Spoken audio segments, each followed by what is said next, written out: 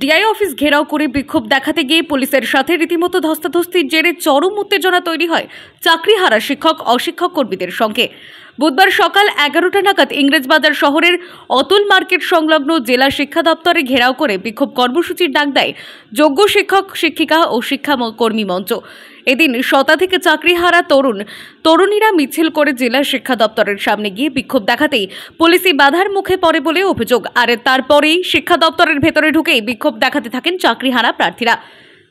সেই সময় পুলিশের সাথে ধস্তাধস্তি শুরু হয়ে যায়। রীতিমতো চরম উত্তেজনার পরিস্থিতি তৈরি হয় জেলা শিক্ষা দপ্তর চত্বরে।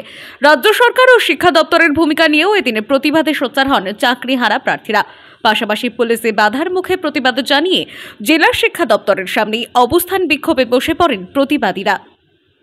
মালদা থেকে মাধব কুমার মণ্ডলের রিপোর্ট, টাইমলেস ডেপিকশন নিউজ।